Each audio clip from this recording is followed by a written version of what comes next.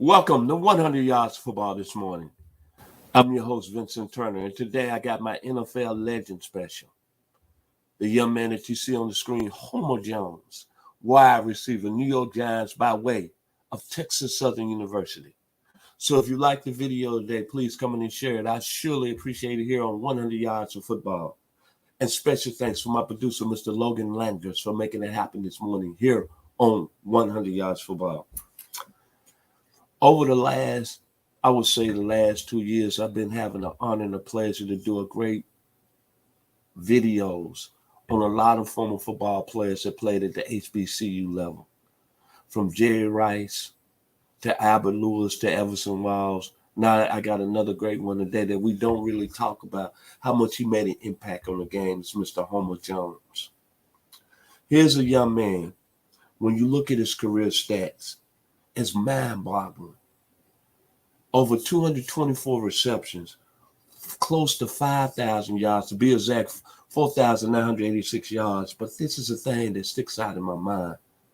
He averaged almost 22 yards a catch. 22 yards a catch.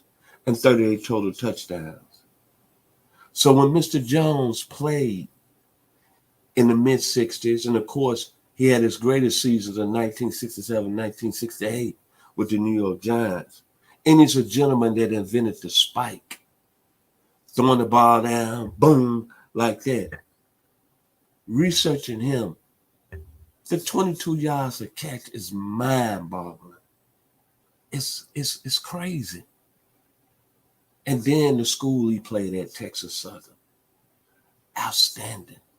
The royalty there.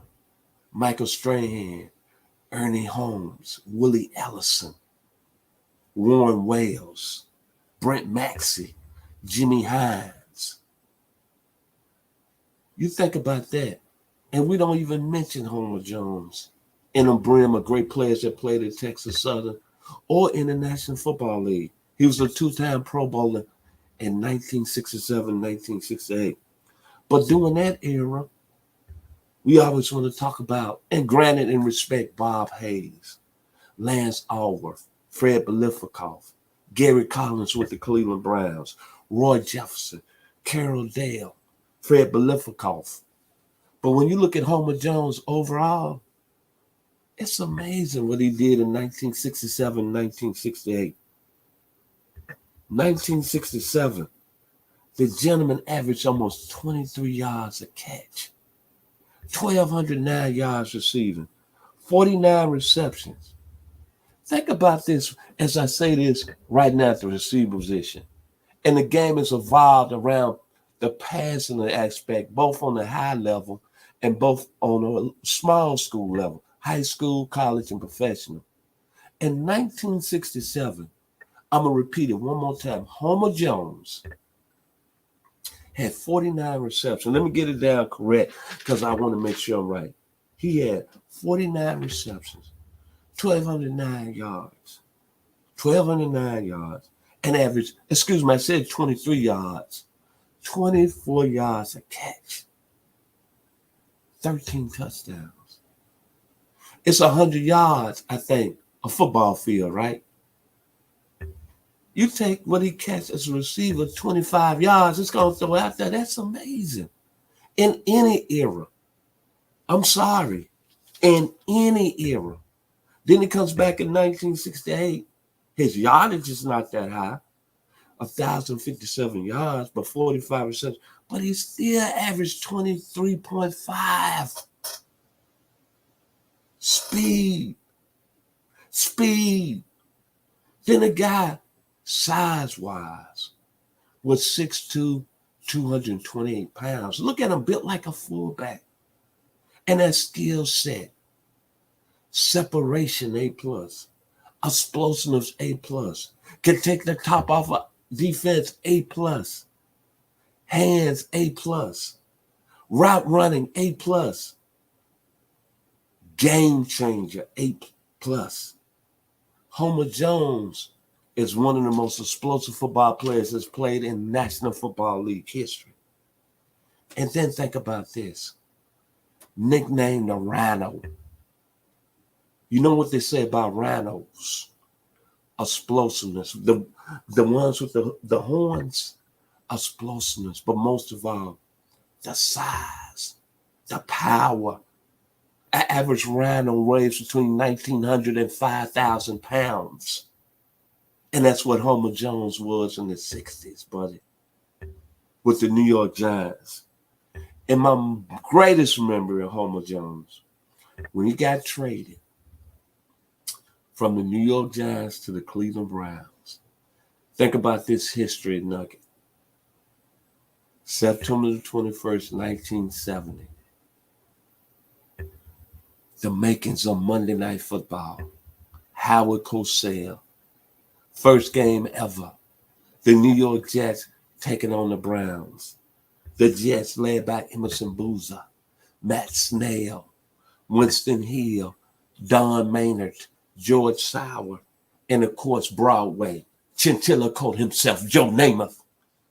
And then think about that Browns team. Bill Nelson, Mike Phillips, Paul Wolf. Well, not Paul Warfield, Leroy Kelly, because Paul Warfield had been traded to the Miami Dolphins. So that's why Homer Jones was traded from the Giants to the Browns.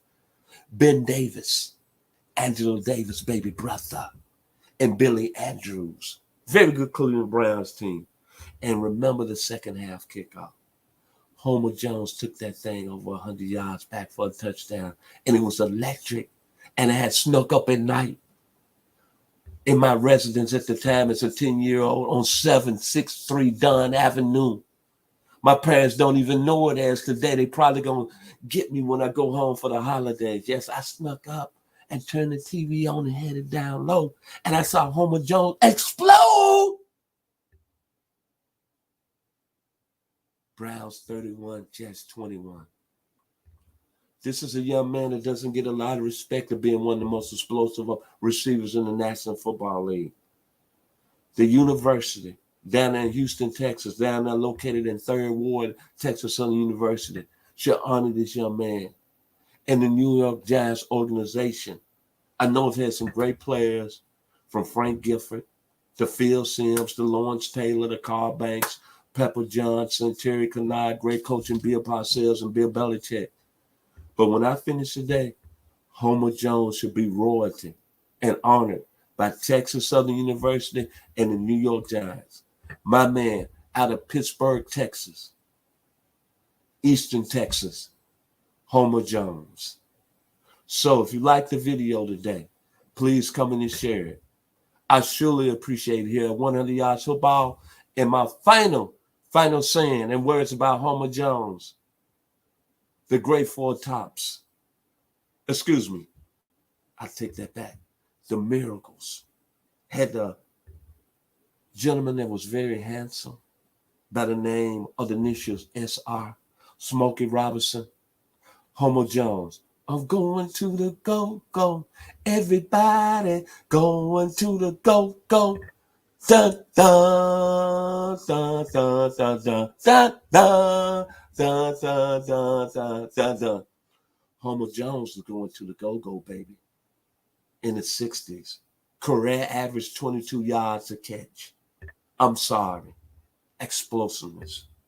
Enjoy the rest of the week. I'm Vincent Turner here on 100 Yards of Football.